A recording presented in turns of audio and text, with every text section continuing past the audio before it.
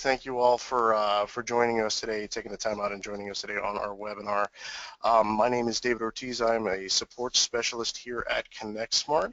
I am actually joined by Justin and Jen.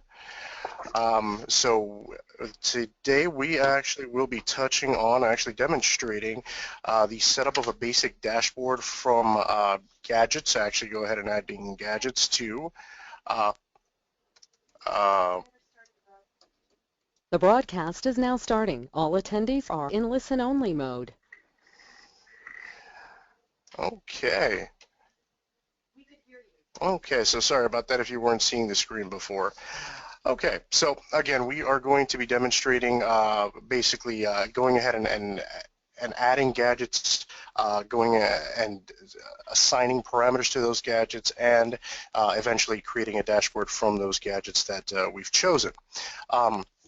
This is for anybody who is unfamiliar with the process of doing so. So if you will allow, I will begin.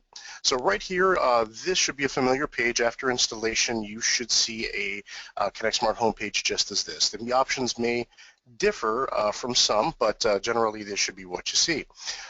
We start out by going to our gadget creator section. This is basically where we would begin to start a dash. So in the gadget creator section here, we're going to see a couple of tabs here and a lot of gadgets. So right now, we are in ConnectSMART for ConnectWise. This is our on-premise solution for ConnectSMART. We see our categories here for each individual gadget set. So from finance, personal productivity, all the way down to developer edition. What we want to do here is actually choose a few of our gadgets to go ahead and add to a dashboard. So running through these, just randomly selecting our average res time. I guess we can use our open tickets count. These are two good gadgets from this category. Let's take a sec here, which is another good one. Tickets by tech. Okay, let's do personal productivity. We like a couple of, we could use my tickets from here. And I'm just selecting gadgets out of random. And as you can see, as I'm doing that, on the right-hand side, we have our staging area. And it's adding those gadgets that I select, or the templates rather. Now, once I am actually finished with adding those gadgets, I can go ahead and move on. But just for demonstration purposes, we can choose a couple more gadgets here to run with. And I'm going to just, let's see here, resolve my tech. Let's do, there we go. All right, so once we are done, we can go ahead and choose the configure and publish option right here. This will happen in that order. So we will configure the gadgets, so configure our parameters, and then publish those gadgets out so they can be available for viewing on a dashboard. So clicking that, we are taken right here to the My Organizations Gadgets tab right here into an unpublished section. And as you noticed, right here, the categories that I've initially grabbed these gadgets from are the available categories in this section. So as I go through editing the parameters for these gadgets, the category will disappear once they fall in publish. So we'll see that in just a sec. So right here, we can go ahead and add parameters if we choose, but for this specific gadget, this is a personal productivity gadget. So this one by default should grab the currently logged in user, and as you see right up here, this is myself. So we can actually preview that gadget, and we'll see that information is pulled in. Once we're satisfied with that, we can go ahead and publish that little guy out right here. Okay. And that's the only gadget that I had in the personal productivity category. Now that I've gone ahead and published that gadget out, the category no longer exists in unpublish. So we'll move on to the next category, the next gadget in the list right here, tickets resolved yesterday. So we can go ahead and hit this little guy here, and as you see, that's the Edit Gadget button. So we're going to click that, and we are taken right here where we can go ahead and assign parameters to that gadget and edit it as we see fit. Okay, so right here for this gadget, we can go ahead and add our boards parameter. If we like, just going down the list right here, we can include, let's say, a time units parameter, is today parameter, and these are just parameters that I'm adding that I'm familiar with right here. These are all documented parameters and can be viewed on our documents site, docs.connectsmart.com. All right, so just by doing this, so we're looking at tickets resolved yesterday. I'm going to choose our specific board, or the specific board that I work off of. Here's our ConnectSMART Help Desk board right here. Just place a check right there in that. Click out of that, and I can preview. So right here, as you see, 18 tickets resolved yesterday. Now, these other parameters that I have added allow me to change the dynamics of the gadget just a little bit. So I can go ahead and change that value of yesterday, okay, this -1 to, let's say, a 0 as the value down here. And I can go ahead and highlight this little guy. And as we see, it is day. So we can do that. We can leave that by day. So if we do that, you'll see it drops a little bit. It's 13 tickets resolved today, and the last parameter here ties in with the two above it. This parameter is more of a I guess a determination of time. So if we say, for example, if we say -5 the past 5 days, so these parameters will almost always work in conjunction with one another. As you can see, -5 and DD will be the equivalent of 5 days in the past. So we can see right here our is-to-date is set to false. So what this is doing is, if it is indeed set to false, it is pulling in 5 days ago, and if we mark it as true, okay, the dynamic again will change. That parameter will change the dynamic of the gadget and cause that to look through the 5 days. So it's the past 5 days instead of simply 5 days ago. So when we go ahead and preview that, we have 78 tickets resolved. Okay, but just so it'll look a little better on a dashboard, we're going to go ahead and change that number to 0.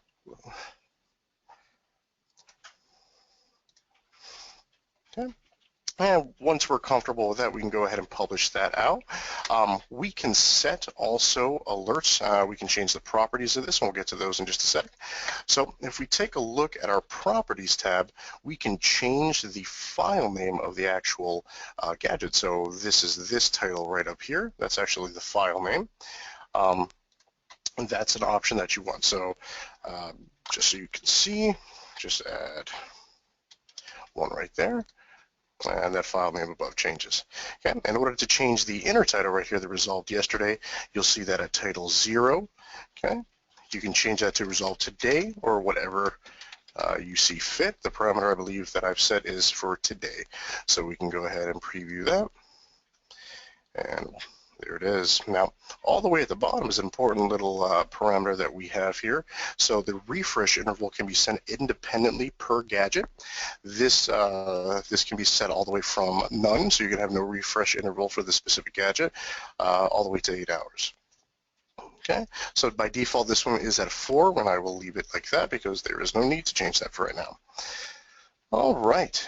Our alerts tab. So we can add alerts to a gadget. Once you go ahead and click that alert, we're met with this where we will set our alert condition.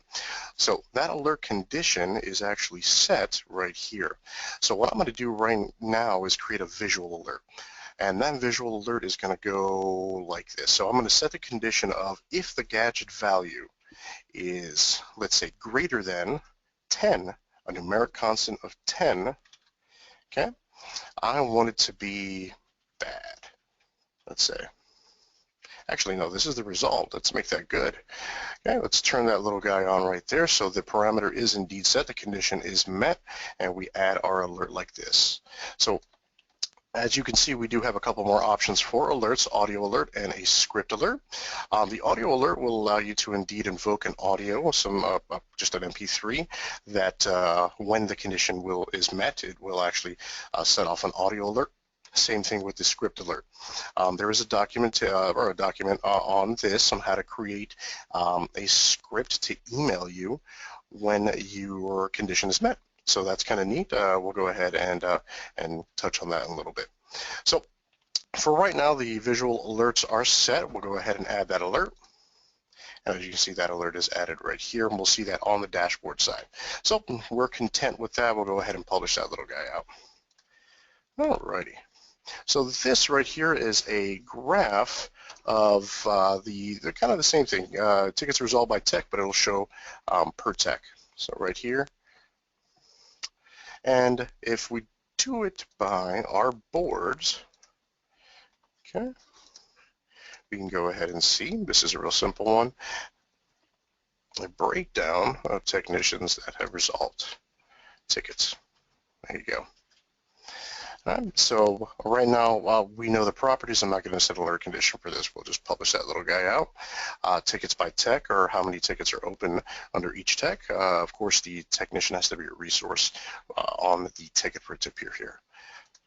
So we can go ahead and do this. So we can add our boards. We can also add a resource parameter to define the resources if we'd like.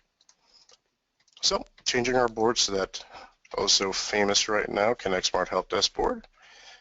Okay, we'll go ahead and add a couple of resources here.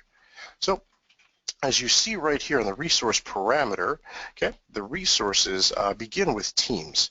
So these are not ConnectWise teams specifically. These are the member IDs, the ConnectWise member IDs behind those teams. So that's something important to remember. So it's not that field of teams, it's the individual resources behind them.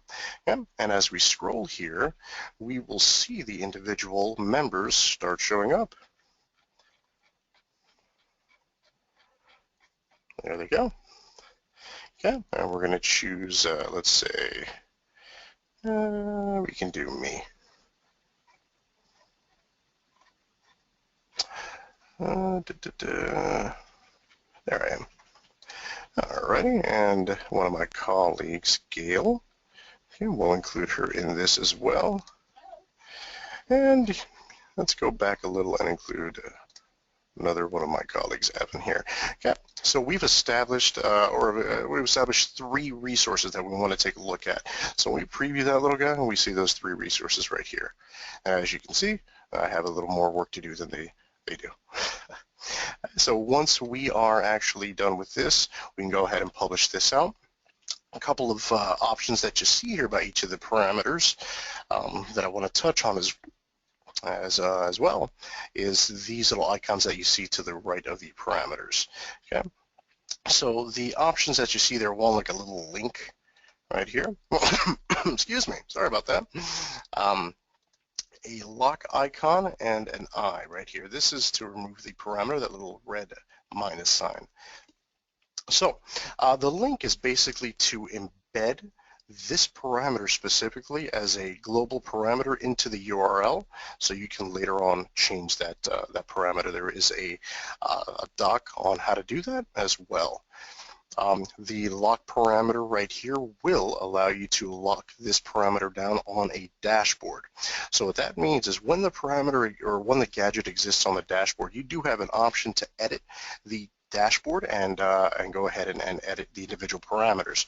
So placing this little lock on this specific parameter will allow you, or actually will disallow, a member of the dashboard editors group, okay, or anybody that can actually create a dashboard.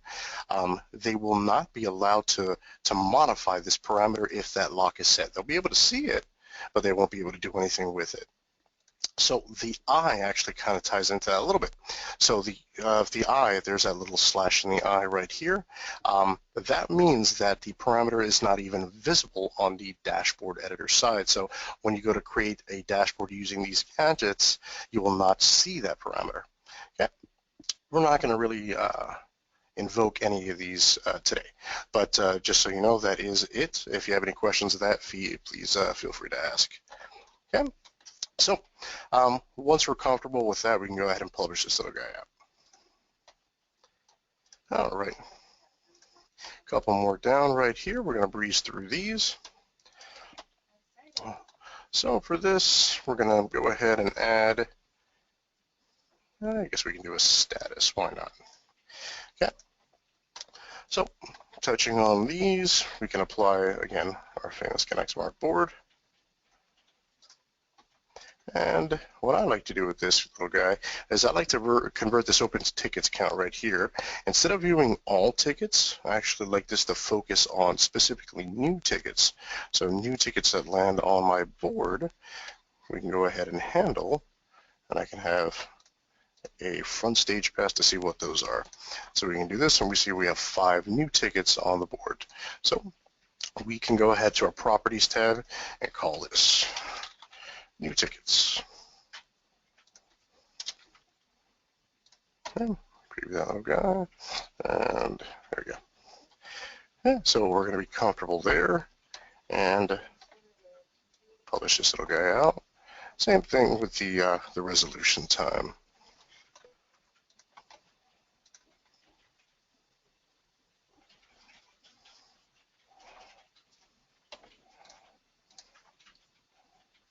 All right. And you can see that little guy there. All right, so our ConnectSMART board looks like we have a good resolution time there. We can go ahead and publish this little guy. And last but not least, as you see here, our hours by tech is in our last category here, our team productivity. The above categories are gone because they now exist as published gadgets. So we can go ahead and click the Edit Gadget button again. And this one actually probably will work out of the box. This gadget is just to kind of see the hours that have been inputted by tech for the current day. And as we see, Kat has been overworking herself, so we'll talk to her later. Alrighty, so if this is comfortable, we can go ahead and add this gadget right here. So publish. And as we see, when we go to our published category, those 3 categories exist once again. Okay. Now, these are published gadgets. These gadgets are ready to be added to a dashboard. So the way we go ahead and do that is either by our homepage has that dashboard creator for web or dashboard viewer for web that we can go into, or if we're already here, we can hit this little guy and go over to our dashboard section. Okay, and this is very common. We have no dashboard selected. We can go ahead and hit this plus sign right here. This plus sign will allow us to view the gadgets that we've published out, only those gadgets, in their selective categories right here. So as you can see, we can go ahead and we can drag a gadget to the dashboard section right here, to this preview section, or we can double click to add them. This is my preferred method. Again, you choose whichever you'd like, drag or click. Right here, the reason this gadget is green is because this is the gadget with the alert condition. I have set a good alert condition for this. Anything over 10 is actually good. So this is why we are seeing it like this. We can go ahead and change that a little bit down the road. Okay. And we go ahead and add these right here. And so this is all of our gadgets on the dash right here. We can go and start moving these gadgets around to make it look a little bit better. So right here we have our 3 digital gauges at the top. As you can see, you can grab any one of these digital gauges and move them to the position that you'd like. Now, when you do that, if you move to the right or left of any gadget, it typically creates a different column, or an additional column rather. You can easily see these columns, these defined columns, by the auto right here on the top. And on the sides, you'll notice the auto exists there as well. These will easily alert you to the different rows that are created. So you can add a gadget anywhere in between. You can add below, above, in between, to the left, anything like that. So as our dashboard begins to come together, you see we have 3 rows right here.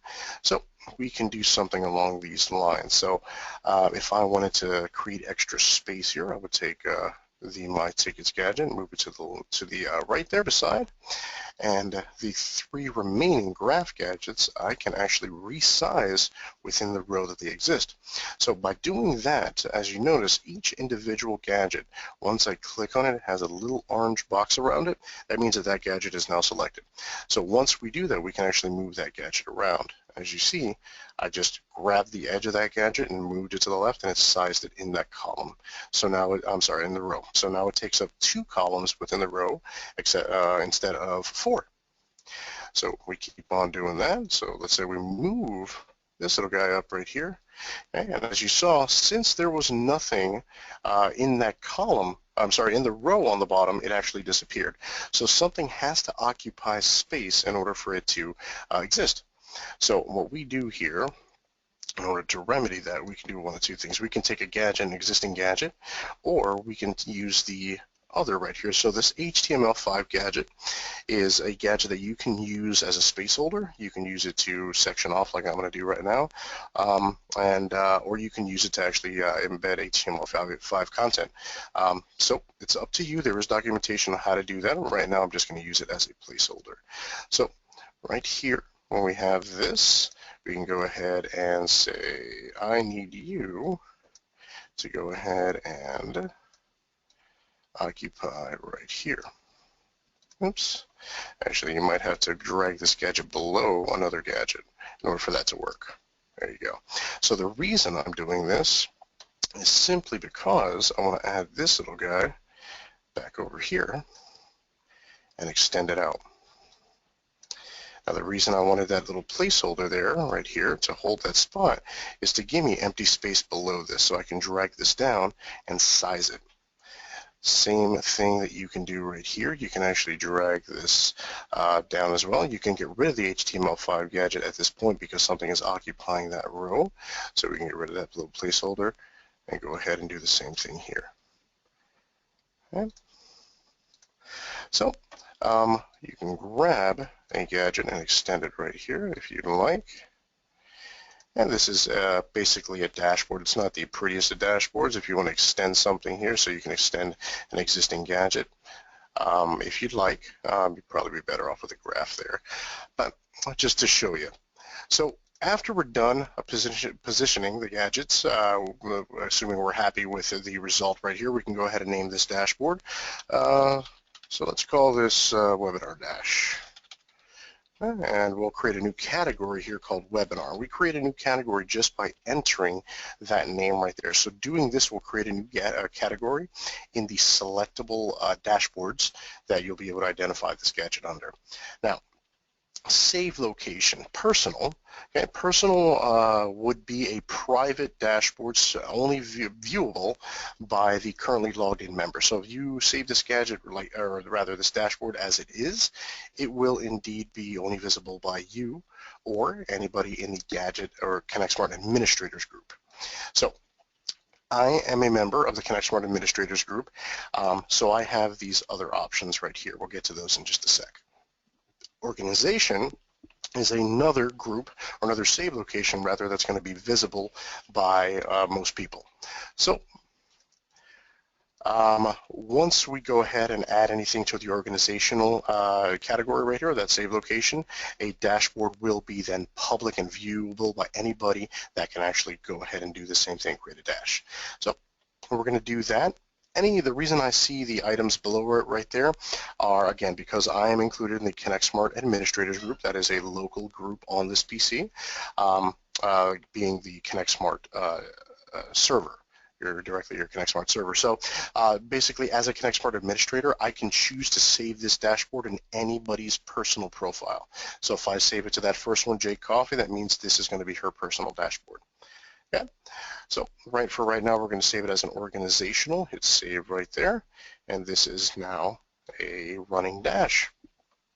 So finally, we can go ahead and maximize this dashboard. Now, when we maximize this dashboard, 2 things will happen. One, obviously the dashboard will be maximized, and we will be met with the ability to create a slideshow. So right here, when we see that, we can go ahead and select, of course, this is the only category we have right now that a dashboard exists under. We select our specific dash, and we can select the interval that this rotates at. Okay, and once we're done, we can go ahead and add that. If we had more, we can do that same exact process, and another one will appear below here, and we can actually set that rotation. But for right now, since we have the one, we just hit start, and that will maximize. All right, and that basically is dashboard creation. Now, this alert target is the final item. So that ties me into this. So right here you have styles, themes, and alert targets. The themes and styles right here are what we use to change the look and feel of ConnectSMART. So right now, as you can see, I have it on modern UI and a high contrast. You can change that to whatever you like. A classic mode changes the digits. So basically changes the look and feel. Okay. So what we need to focus on right here for this little guy is our alert target. So as you can see, I have the alert target set as a background. In order to remove the background and select something else, we actually need to select that item first. So let's say I want border. Okay. Once the border is chosen, I can remove the background option. Okay. And right there, we see the border alone is now our alert target. Same token, we can combine any combination of these three. So if we wanted border or value, we can do that. Now that value is also part of the alert target. Okay. So this actually concludes our webinar. Any questions? I'm sure that were answered throughout. If you have any other questions besides any that you've submitted so far, please feel free to submit a ticket to support@connectsmart.com, and we'll be more than happy to get that going for you and get you an answer. All right. Thank you so much for joining us today. Bye-bye. Thanks, guys.